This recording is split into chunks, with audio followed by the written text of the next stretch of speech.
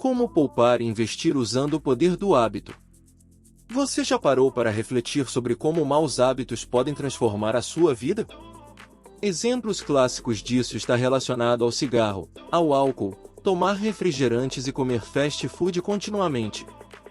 Se você possui esses hábitos, consequentemente, assume o risco de adquirir uma série de doenças, que inclusive, podem te levar a óbito.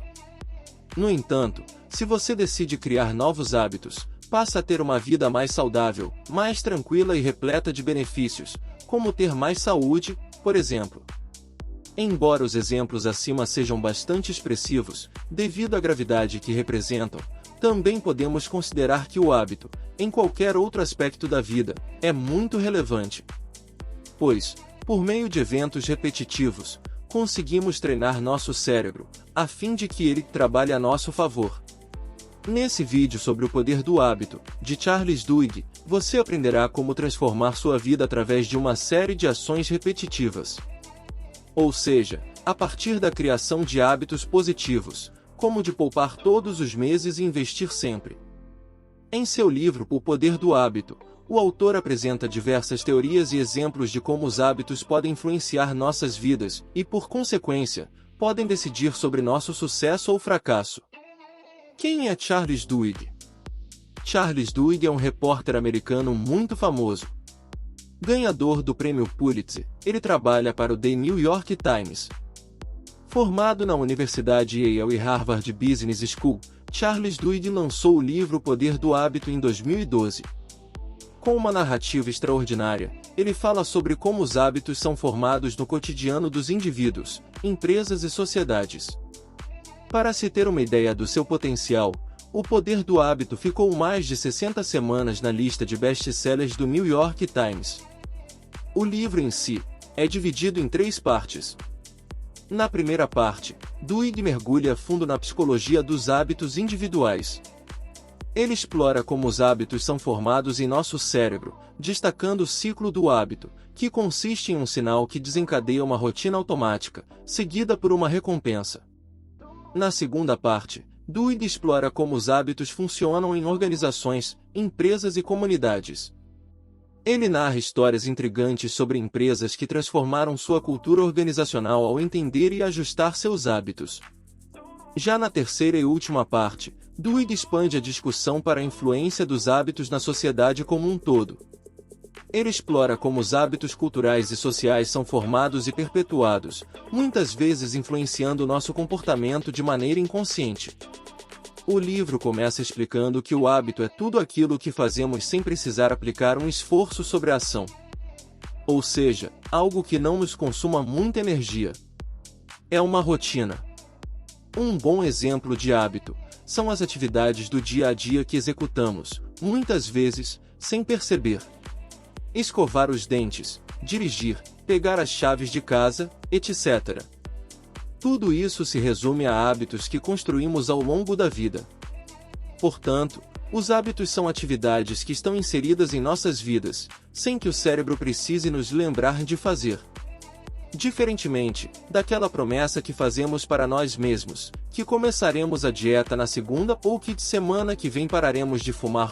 A saber que tanto a dieta quanto a falta do cigarro vão requerer um grande esforço, o cérebro tende a procrastinar e assim, deixamos de lado o que prometemos fazer. Mas então, como construir um novo hábito ou como um hábito é formado? Charles explica que quando exercemos uma atividade por muito tempo, o nosso cérebro cria conexões que facilitam a execução dessa mesma atividade. Portanto, ao entender que é fácil fazer alguma coisa, o cérebro transforma essa coisa em um hábito. Nesse sentido, tudo o que é considerado fácil para o cérebro pode se tornar um hábito.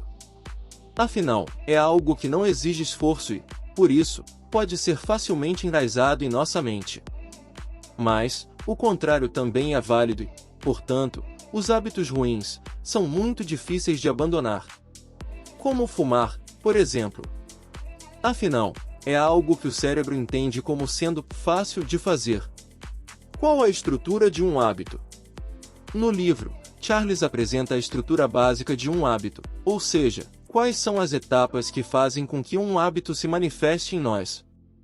Para entender esse tipo de padrão, Charles apresenta um estudo realizado no final do século XX pelo Massachusetts Institute of Technology, MIT, no qual descobriram um ciclo neurológico em todos os hábitos, denominado como o loop do hábito. Esse ciclo é constituído por 3 partes, sendo elas: 1. Gatilho ou deixa, o que te desperta para fazer algo. Representa o estímulo que manda o cérebro entrar em modo automático. Exemplo: o que te faz querer fumar? Beber café? Ao identificar seus gatilhos, fica mais fácil saber como evitar o hábito ruim. 2. Rotina. A rotina diz respeito ao aceitar a atividade como um hábito e executá-la. É a forma de executarmos a deixa. Portanto, se você teve um gatilho e não lutou contra ele, certamente vai chegar à parte da execução, o que por sua vez se transforma em uma rotina para você. 3. Recompensa. Por fim, um hábito é constituído pela recompensa, a qual ajuda o cérebro a saber se vale a pena memorizar o hábito. No caso do fumante, assim que ele coloca o cigarro na boca, se sente recompensado pelo efeito da nicotina, que tende a reduzir os níveis de estresse e ansiedade, por exemplo. Para Charles, buscar recompensas em bons hábitos é uma forma de se livrar das recompensas de hábitos ruins. Charles explica que todos os nossos hábitos influenciam os eventos de nossas vidas, e para modificar um hábito, há uma necessidade de identificação das deixas e recompensas que impulsionam as rotinas, e de mudar essas rotinas. Para Charles Duhigg, a melhor maneira de abandonar um hábito que faz mal é identificar sua estrutura e, a partir disso, decidir, com muita força de vontade, substituí-lo por outro hábito. E isso começa com o uso da força de vontade. Dessa forma, você será capaz de encontrar um novo motivo para obter sua recompensa, deixando seu cérebro feliz. Como cultivar novos hábitos? Conforme o autor, 60% das nossas atividades diárias são hábitos. E para criar um novo hábito é preciso: primeiro, escolher um novo hábito para criar. Por exemplo, poupar e economizar todos os 12 meses do ano. Segundo, decidir, intencionalmente, qual será seu gatilho. Por exemplo, controlar seus gastos emocionais, focar em objetivos que vão gerar renda passiva. Terceiro, definir, intencionalmente, qual será sua recompensa. Por exemplo, receber dividendos mensais. Quarto, usar diariamente e intencionalmente sua força de vontade todos os dias para realizar a nova atividade. Charles conclui que levamos, em média, 66 dias para criar um novo hábito. Por último, Charles afirma que é preciso mudar uma coisa de cada vez. Nunca tente mudar diversos hábitos de uma só vez, do contrário, todo o processo pode desabar. E, naturalmente, você não conseguirá mudar nada. Por favor, inscreva-se em nosso canal, curta e compartilhe esse vídeo. Siga-nos no Instagram e acesse nosso site. Muito obrigado.